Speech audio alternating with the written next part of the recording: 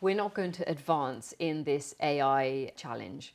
And I think that is something that we've got to fundamentally change in companies, because experimentation creates risk, risk creates mistakes, mistakes get punished. And that is a big cultural shift I think we need to think about in companies today.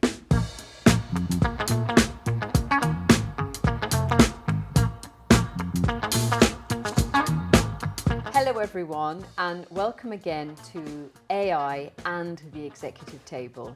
I'm Amanda. And I'm Kenza. In this episode, we want to talk about the cultural perspective and how to change the mindset to make AI transformation successful. And since this is Amanda's field of expertise, I think I'm going to be running the questions today. No problem. We're both experts in this. Yeah, different perspectives though. Yeah. So, Amanda, in the last episode, we touched different topics, right? Yeah. And today we would like to go a little bit deeper in the aspect of culture, and we want to have a couple not insights but also advice for our listeners. Yes. Why is culture so important in an organization? And maybe one of the most difficult questions, I feel, how can you measure it? How can you measure culture? Oh, well, I mean, this could be the whole podcast in itself, Kenza. So look, I think the easiest way to describe culture is something simple. It is the behaviors that people emulate when no one is watching. That's the way I like to describe it, because you can go into an organization and talk about group values. You can see a tome written on the foyer as you go in, but is the organization really living to that? So that's the way I like to describe culture. Culture is that feel as you walk into the organization. It is the behaviors, it is the atmosphere you feel in an organization, and how that transpires into actions and behaviors. Of course, every company now has an annual employee survey, which will produce quite a reliable engagement rate.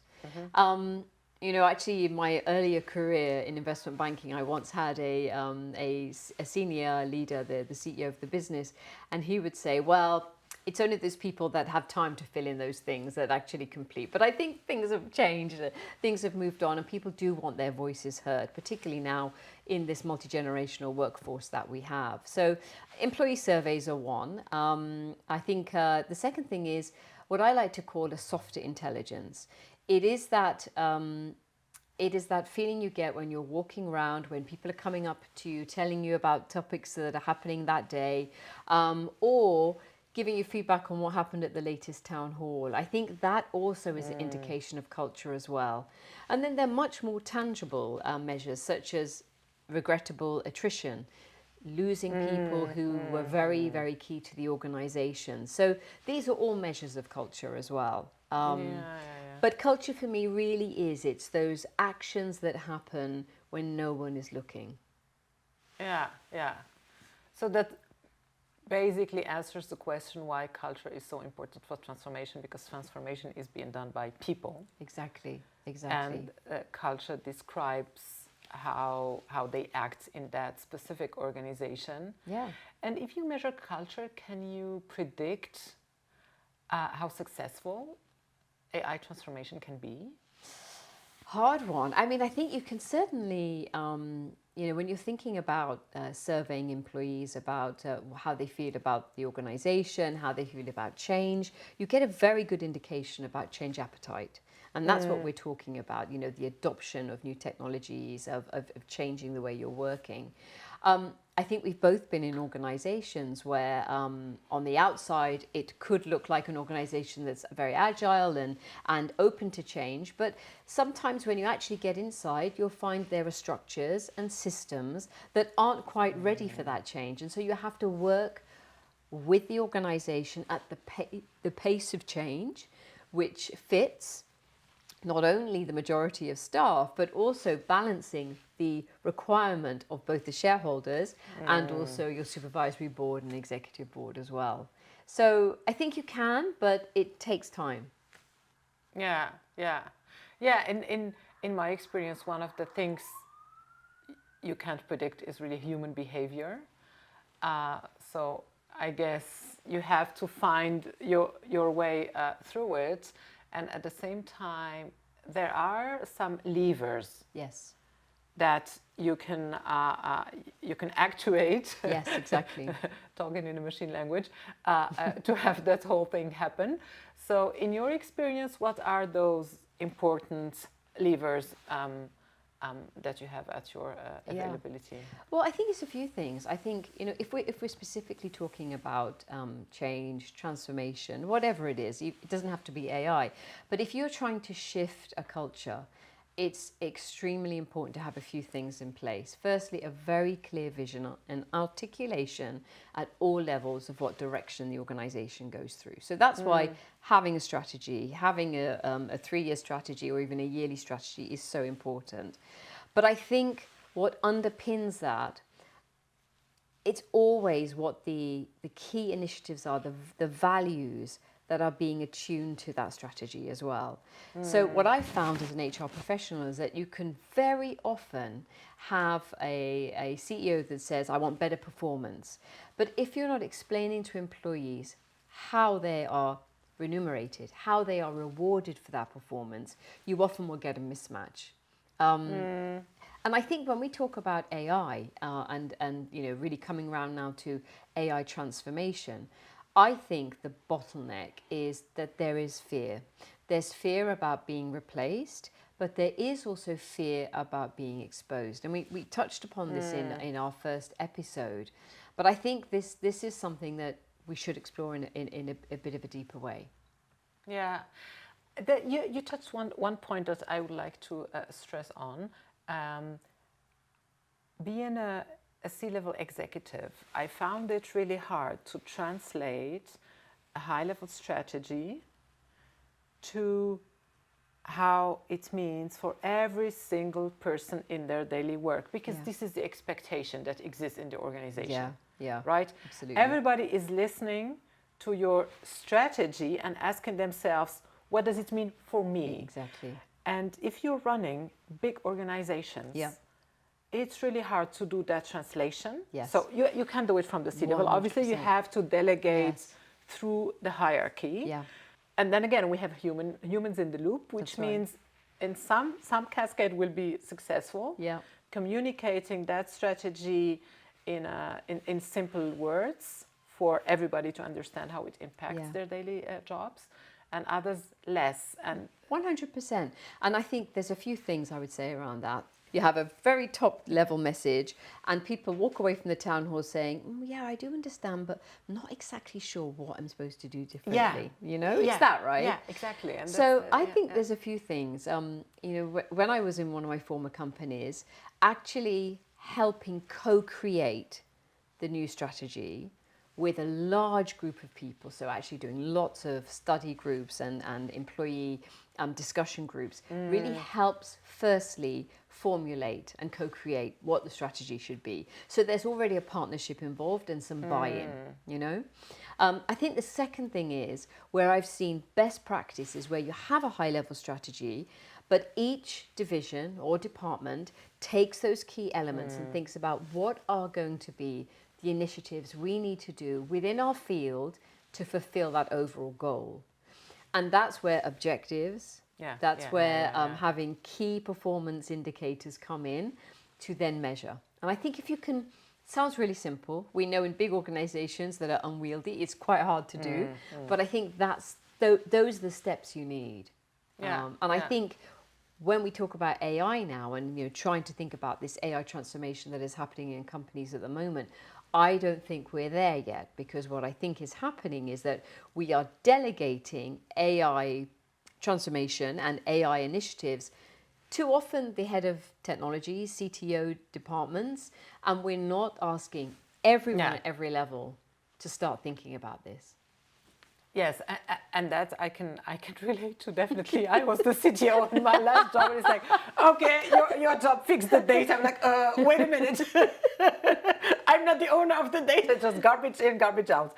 Yes, And exactly. so I do agree. Everybody in the executive board is responsible of making that AI transformation happen. Yeah. At the same time, somebody needs to orchestrate it. Yes. Because otherwise it's chaos. Yes, you're right. Right? So in different organizations, this one person it has a different role. But as a piece of advice, I would say make it transparent. Yes. Somebody is orchestrating and make sure that everybody in the organization knows who. And I think another thing is having digital champions or AI champions. We've seen this over the years when you're bringing big cultural change programs in, you know, having someone, I mean, we used to call it train the trainer. That's Yes. very unfashionable language now. But you know, having within each of the divisions or departments, someone that is the kind of the AI digital person to go to, who is regularly meeting with counterparts across the organization and sharing best practice. And that is an organic way of having discussions on how AI is already advancing in the organization. I mean, you need to link that strategy to the business initiatives, and I love the word initiative. Yeah. Because it's more concrete. Absolutely, yes. Strategy feels very abstract. Yes. But then if every business unit or cross-functional department have their initiative, they translate from strategy to initiatives. Yeah. It's a project or a program people can follow better. And then you have those champions in each department exchange. Yes. Is that and what you're talking about? And learn from each other. Together.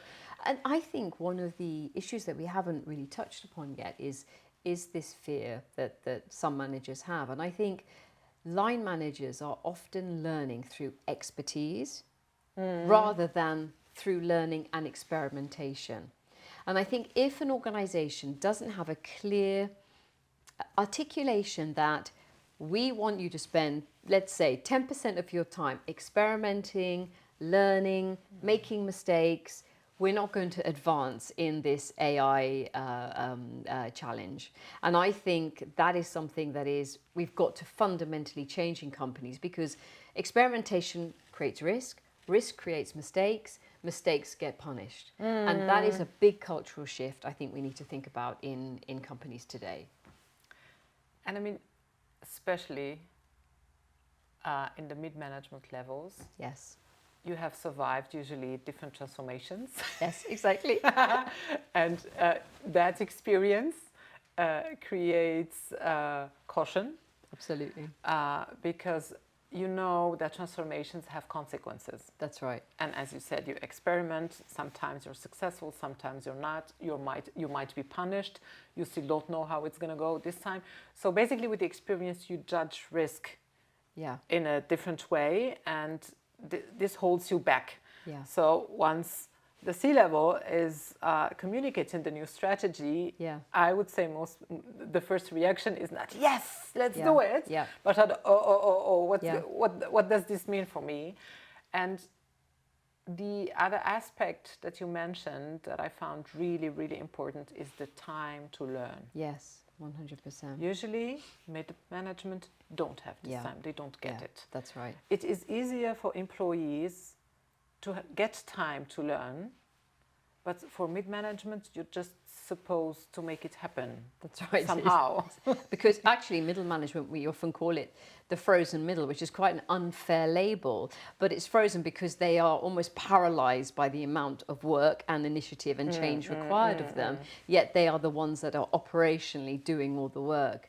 But I think that, you know, there's also, you know, a scenario where I also see it's not just about middle management as well. I think it's the whole chain. I think another thing I would love to bring to the table is it really depends on what type of organization.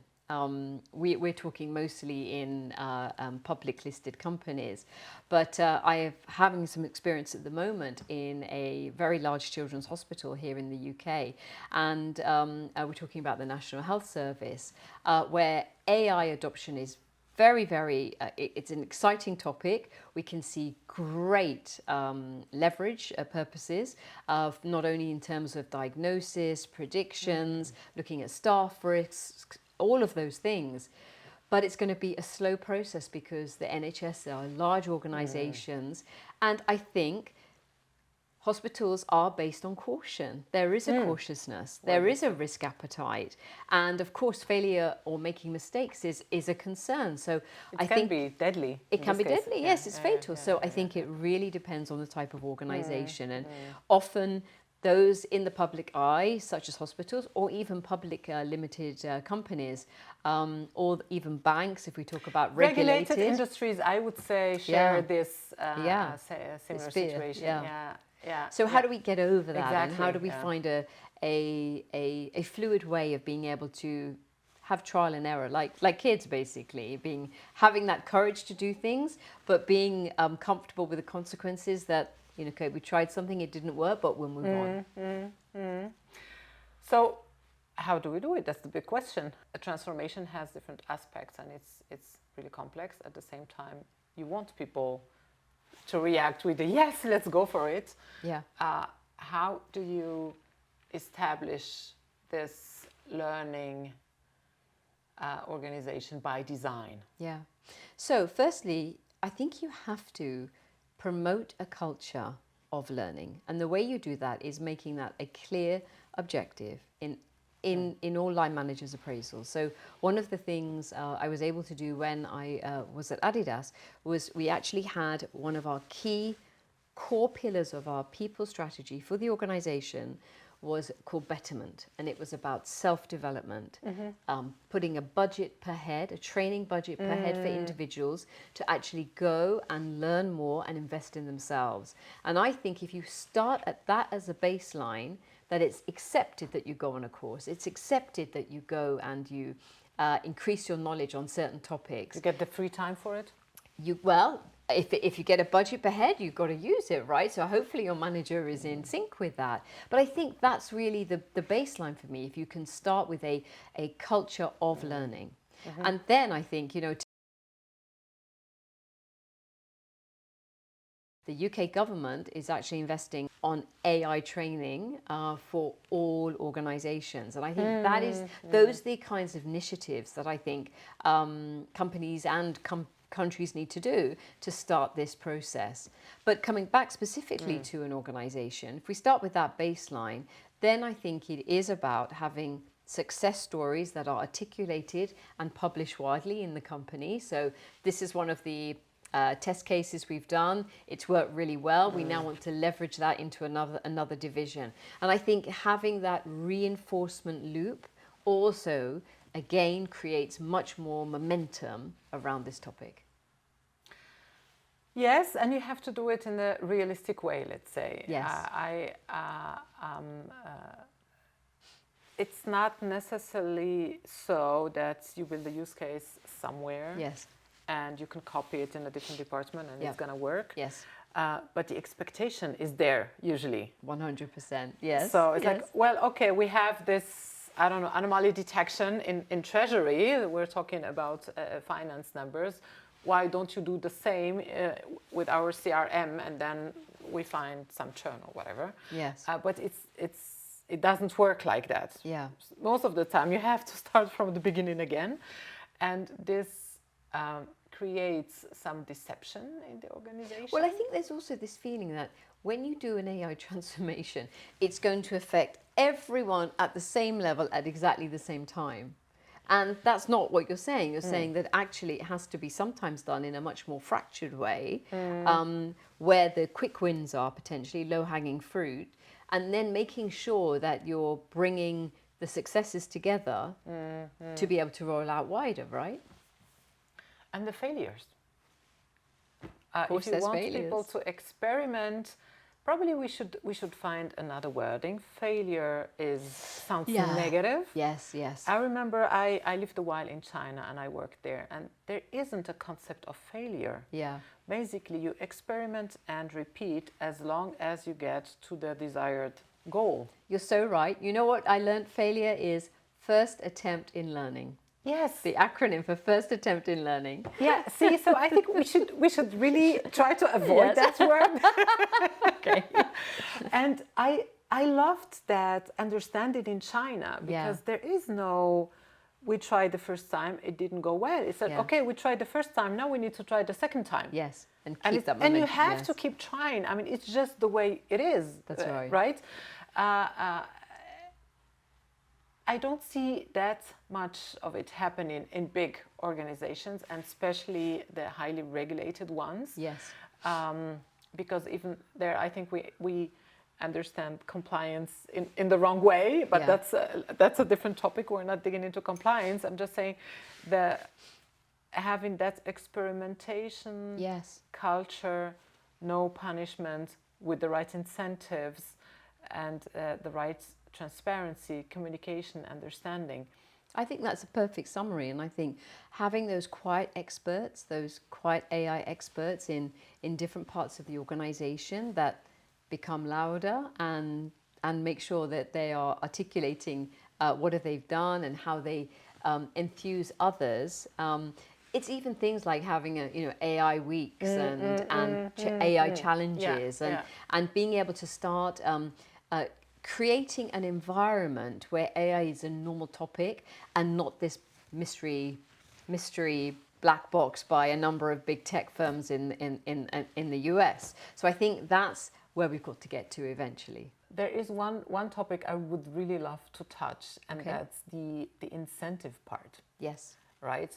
I worked most of my life in big corporates where incentives are just a nightmare. Yeah.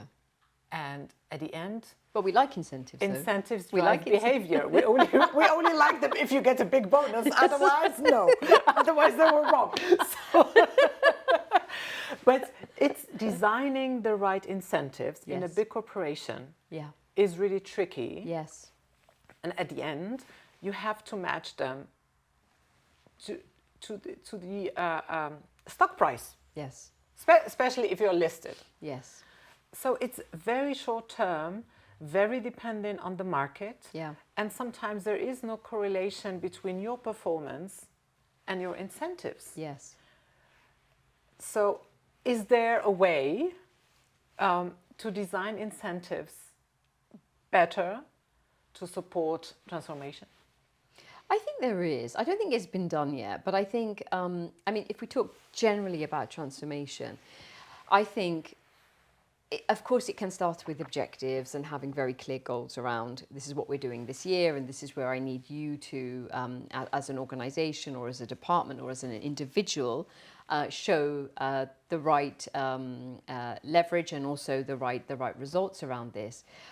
But I also think until we start thinking about where AI is fitting into not only the global strategy of the organization, but also into the C-suite's objectives, like everything, what gets measured gets done. And of course, DEI is a very unpopular word at the moment, but not so long ago, let's just say 5 years ago, there were DEI hard targets in short-term incentive and long-term incentives. And I'm not saying this has to happen with AI, but I think it is an interesting way to, let's say, make a very clear focus, a laser focus on the behaviors you're expecting in an organization.